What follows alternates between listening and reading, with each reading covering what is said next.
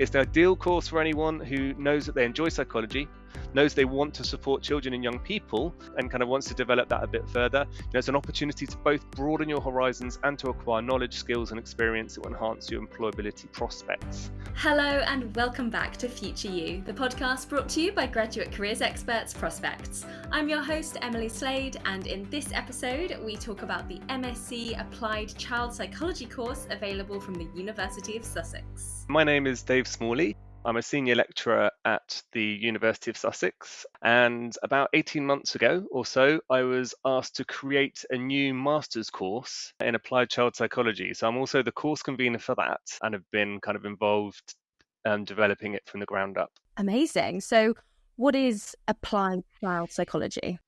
Applied child psychology is effectively, as you probably tell, it refers to the application of psychology research specifically to inform practices that can improve outcomes for children and young people. So this can be a whole range of different things. It's very broad. It might just be actually identifying what the key areas for concern are. It could be developing and applying assessment methods that allow us to gather some useful objective information about the child to understand what's going on or about their social network, their environment. So it's important to remember that the child doesn't necessarily see the world in the same way as we do, and they can't communicate about it in the same way that we might. So this is a really important thing when we're thinking of working with children. It also involves developing and evaluating interventions or prevention strategies, critically evaluating the effectiveness of those, but also critically evaluating things like government policy and pre-existing practices rather than just continuing to roll out the same stuff that's not working, evaluating what's working, what's not, and making suggestions for how we can continually improve.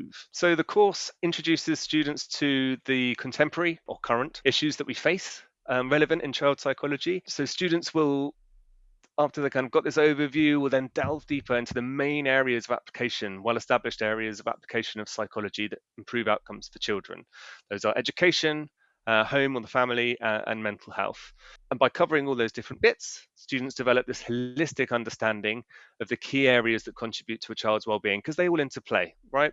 In practice, holistic understanding is extremely valuable. As much of the work that applied psychologists do requires that multi-agency working across these major domains, especially for complex cases. It's the ideal course for anyone who knows that they enjoy psychology, knows they want to support children and young people, and kind of wants to develop that a bit further. It's an opportunity to both broaden your horizons and to acquire knowledge, skills, and experience that will enhance your employability prospects when you do decide what area you want to specialize in. So that's the kind of major going down the applied psychology route, but there's also a significant research methods component to the course, including a dissertation project or thesis that students focus on in the summer term. This gives you the opportunity to be involved, actually get involved in doing cutting edge research, or maybe to explore your own areas of interest. So you might get involved with a member of faculty who's doing a current project that could be shaping government policy, and you can get involved and collect data and analyze some of the data on that. So those opportunities are there too.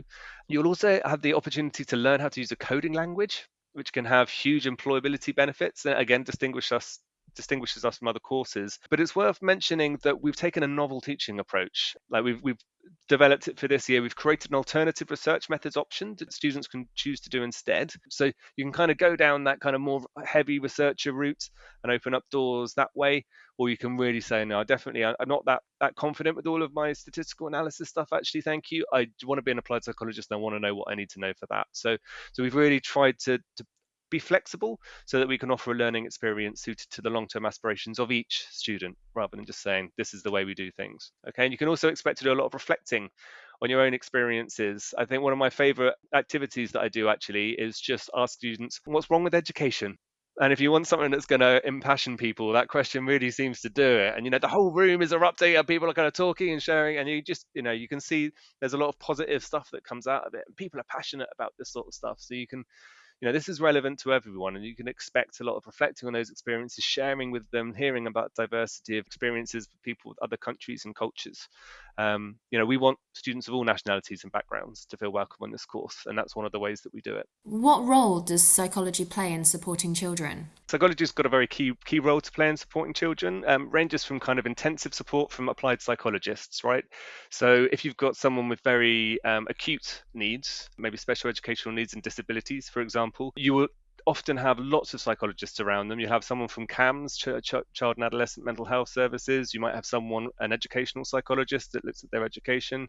You might have someone working in social services, someone that's involved in understanding their home or wider social environment. So, there's a lot of psychologists all around that team supporting them. But as I've already mentioned as well, psychologists have a role to play in things like shaping policy as well. It's not just through the psychologists themselves, and also kind of changing and shaping practice. There's also a really big role for psychology in industry and business. When we think about children, a lot of people don't realize that a lot of toys are made with consultations with psychologists. And one of the biggest growing businesses at the moment, of course, is EdTech. Thinking about artificial intelligence, that all fits into it as well. Generative AI for educational technology, and also kind of developing EdTech in a way that, without another human being necessarily needing to even be there, you can actually support and develop the education of that child. So it's a very diverse application of psychology. But, another thing to think about is that there's a huge growing number of professions dedicated to the end of psychology and supporting children. So we don't know quite how diverse and comprehensive the support of psychology might be, but we do know that it's got a critical and very well-established role to play in supporting children's well-being. Absolutely. So the School of Psychology at the University of Sussex is renowned for its research and its impact. So how does this feed into the course? Well, first, it's probably worth explaining that the School of Psychology at the University of Sussex is very large. We have almost 100 faculty, and each has their own special area of expertise and experience. And what that means is that you'll have the opportunity to talk to a huge range of internationally respected researchers. What people don't understand is that when you kind of really get into a niche area, there are only 2 or 3 people that really understand it. So you are literally talking to the cutting edge of research when you're talking to these people. So all of those opportunities, everyone always has an open door. You're always welcome to kind of knock and talk to these people about what they do. So there's really nice kind of benefit, I think, that the research intensity at Sussex brings, therefore, to our postgraduate students as well. So you have all the benefits that large cohort brings to the school, but there are also probably 2 key ways that our strength of our research benefits students. One is that when you're taught, so you have the opportunities to go and chat to these people, and that's really exciting in its own right, but also you're taught by a member of faculty with significant expertise in the area. So that means that they have very up-to-date understanding of the topic area, and it really, it gives you opportunities to learn about or even get involved with research that's going on, right now. You can't read about it in textbooks, you can't read about it in a book because it's not been published yet. It's going on right now. So that's a massive strength. So, for example, just thinking about some of our teaching faculty, Ella Skelton, who's going to be the module convener for contemporary issues in child psychology on the course, she is doing lots of research at the moment on the link between children's learning and exposure to nature. Emma Howarth is doing some evaluative work on how services respond to domestic violent abuse in families.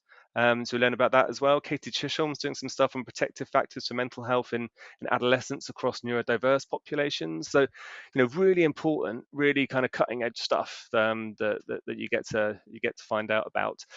But another thing to say is that when you come to do a final year research project, and when you kind of decide what it is that you want to focus on, having so many different faculty available to consult with that you could potentially work with means that you can find the thing that's really right for you, that really interests you, that you find really passionate about, and there's likely to be someone with sufficiently similar interests to be able to work with you on that. So it provides great diversity and opportunity too. Yeah, I just wanted to loop back round and ask an offbeat question. You mentioned about changing policy, like literal government policy. How does one go about that? Do you just sort of pitch it to your fellow psychologists and then you write to the government? Just out of interest, how does that work? I think there'd be a lot of letters to the government. Well, I suppose it's not too far off. So typically, what happens, a piece of policy might come out, and it's the government might themselves fund some research to explore whether it's being effective and whether it needs to be shaped or changed in any way. So it could put a call out, and various researchers kind of bid for that call and then go and do that research. But there's other ways as well. So when I mean, if you think about those sorts of contexts, it can be difficult for a researcher to say this bit of government policy isn't working.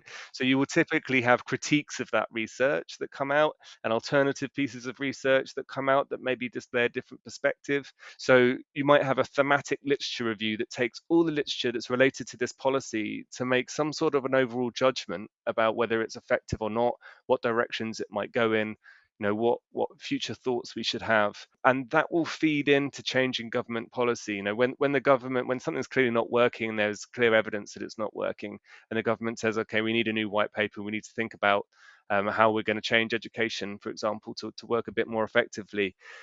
Someone will be brought in to spearhead that, and that person will be looking at all of this research. It's not just a case of writing to the government. It's about a case of building up our knowledge of what works, and we continue to grow, we continue to learn more about what's effective and what isn't, so hopefully we continuing to improve all the time. Yeah, that's really interesting. Thank you. The summary of your course refers to the opportunity to work with data from real-life applied psychology practice. So can you explain a little bit on what that involves? Yes, yeah, okay. So, I mean, the entire course has been designed to have a really distinct applied focus. So, a focus on exploring the intersection between the research that I've talked about and applied practice. So, if you are an applied psychologist, you don't just decide to do stuff off a whim. You have a look at the research behind it, see which seems to work according to evidence, and develop your understanding that way, right? And so we're constantly, when we're thinking about how to deliver the course to our students, we're thinking about how that research and application things interact and how we can get students involved in experiencing some of that interaction. One of the ways is as students learn about the application of psychology to key public domains like education, mental health, family and social services, they'll also be introduced to key professional frameworks, tools, policy that is relevant to that specific area. Okay, that's important because that allows you to, you're looking at the research and understanding, developing knowledge of applied child psychology, but you're also seeing how an applied psychologist uses that information through by means of those tools and what have you, and experiencing them yourselves. So you have the opportunity to use professional assessment tools. So we'll play with an intelligence scale for children, or understand how neurodiversity is diagnosed, understand how an interview gets carried out, how an observation works, like diagnostic interviews. There's loads and loads of different assessment approaches at clinical that all applied psychologists use, and you'll have an opportunity to get familiar with those. I mean, we're getting as creative as we can in exploring how we can introduce students to that intersection that I talked about between research and professional practice. So I'll give you an example that I'm going to use on my educational psychology module. So in that module, students will be introduced to some case study material. So what I mean by that is actual assessment information, which would be the same sort of data, the same sort of information that you would use if you were an educational psychologist. Okay, so it could be all sorts of stuff. So it starts off with just basic information. The consultation request form, it's an official one from when I trained as an educational psychologist. So it's all kind of real life data and stuff. So it could be a consultation request form, and then there are some interviews and what have you, parents and teachers recorded. So you can start to kind of gather information from that. Then you might have some standardized assessment materials that were done on the child. And we're not able to facilitate students going in and doing this sort of assessment on a child, but you do the next best thing, which is actually kind of experiencing, exploring it. So it's all built up into kind of like a role play where the students are asked to imagine that their educational psychologists have this information come in a little bit at a time. And then they take those professional frameworks I mentioned earlier and they apply those to try and get a conceptualization and understanding of what is going on for this case study child, and then eventually to make some targets for intervention and suggest some strategies to support that child. So yeah, I mean, I think I'm really excited about how it's going to come together in terms of that real employability flavor.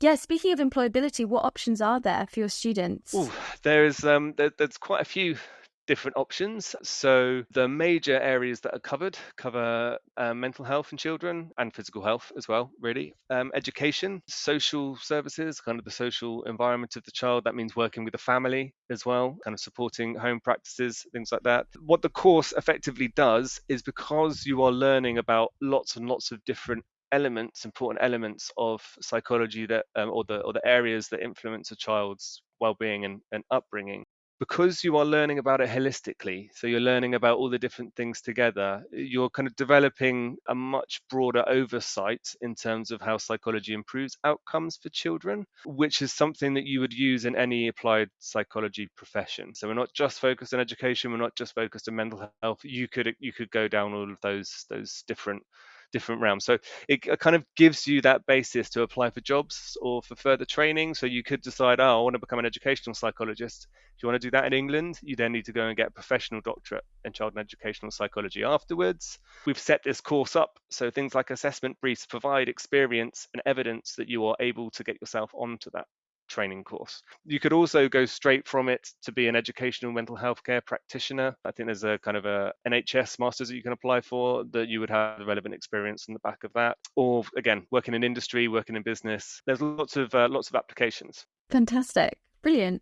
Let's focus on the university itself now. What's it like to study an MSc at the University of Sussex? I could tell you about the School of Psychology. Yeah, absolutely. So I think I've already mentioned that we're a very large school.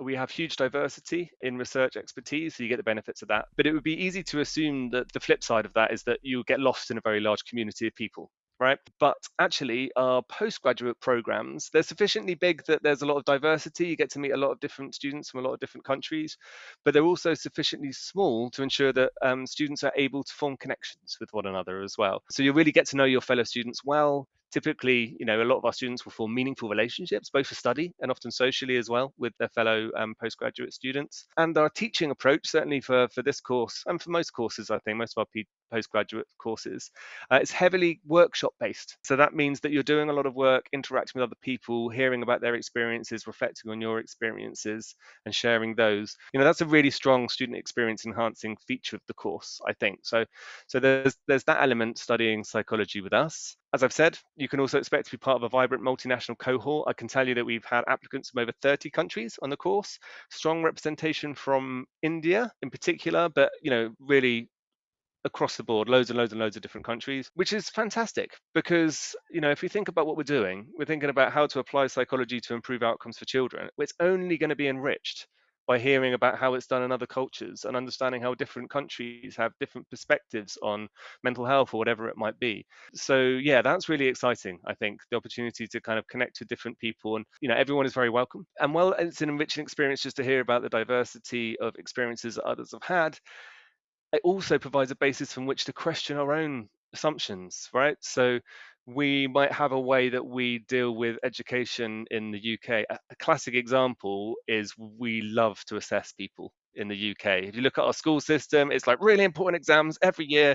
And if you fail your exams, you're a useless individual. And, there's no point in even thinking about trying to exist the rest of your life.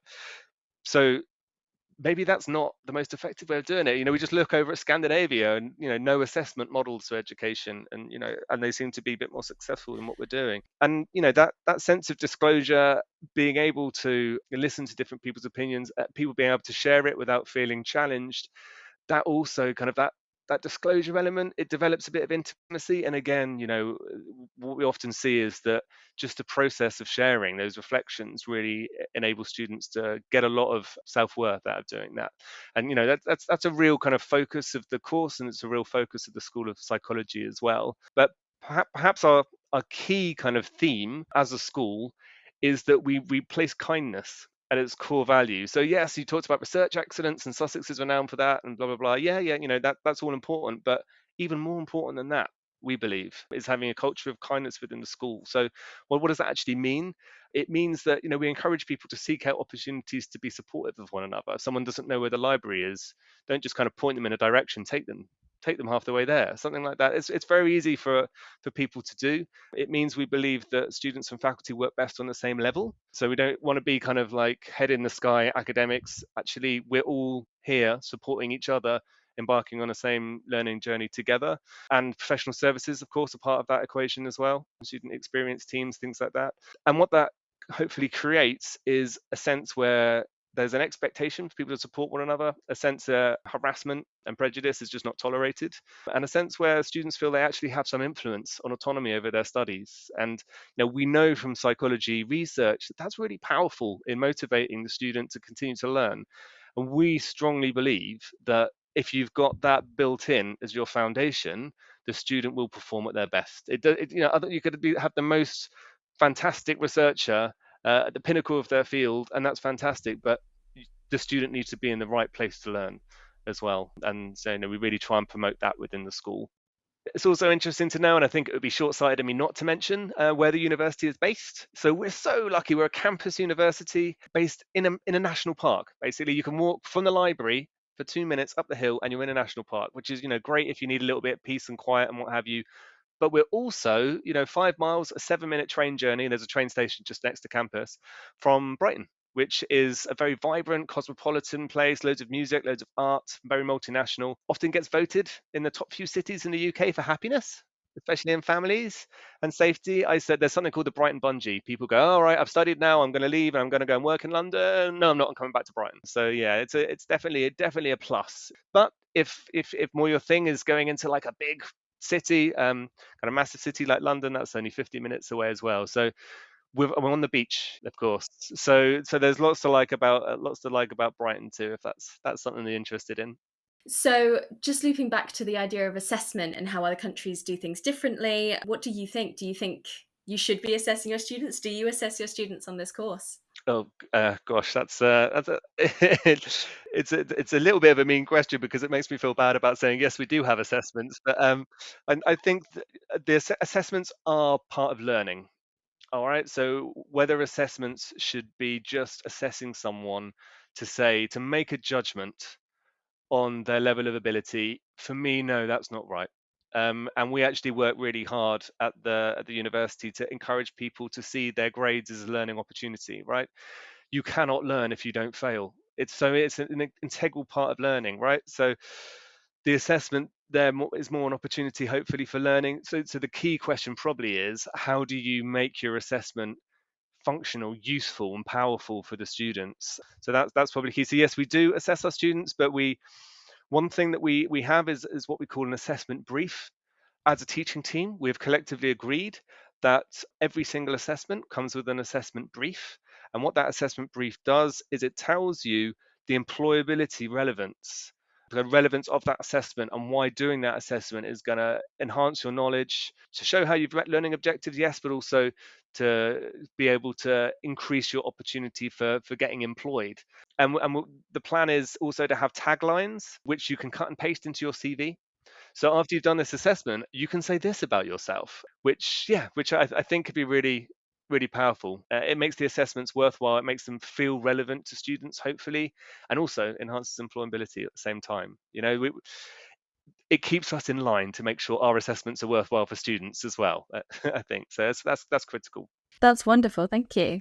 So what advice do you have for anyone looking to work in child psychology? My top tip would be ever aware of how you can use your understanding of psychology theory and research to improve outcomes for children and young people.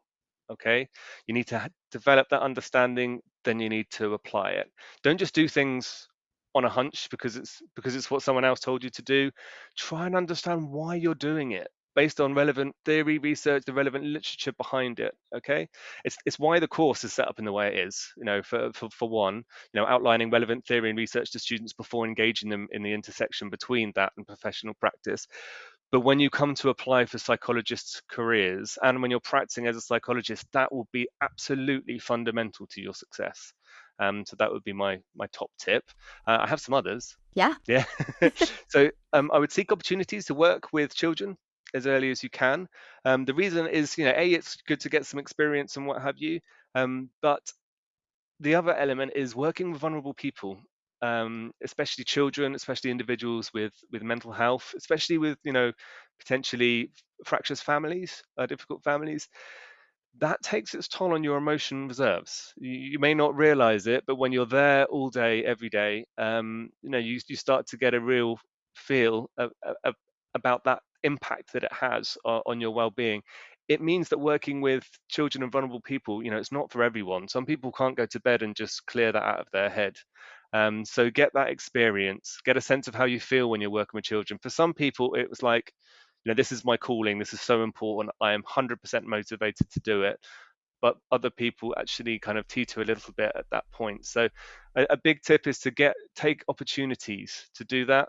And you don't necessarily need to give up if it's not working. You just need to learn that you need to work on your own resilience, your own emotional strength. And actually that is super important. It's not just a wishy-washy thing and you just need to have a bigger backbone. No, it takes time. You need to adapt and you need to work through it, but you need to learn that about yourself, right? Before you can go on. Finally, when it comes to getting relevant longer term paid experience, which will be required for some careers, don't just take the first job you're offered. Be clear in your interview that your strengths include your understanding of psychology, theory, and research, and you want opportunities to embed this understanding into your practice. You don't just want to end up as a teaching assistant who is attached to one child, just giving them worksheets, right? That's not going to get you the experience that you need. So kind of be selective and be assertive in the workplace as well about, look, I've got these things to contribute. You need to find a way to help me to contribute those. That's brilliant. That's fantastic. Thank you so much for your time today. You're very welcome, Emily. It's definitely been my pleasure. Thanks again to Dr. Dave for his time. For more information on the course, you can head to prospects.ac.uk. If you've enjoyed the episode, make sure to leave us a review on Apple or Spotify. You can find all episodes on YouTube at Future You Pod, so make sure to check out the channel for full-length videos of each episode.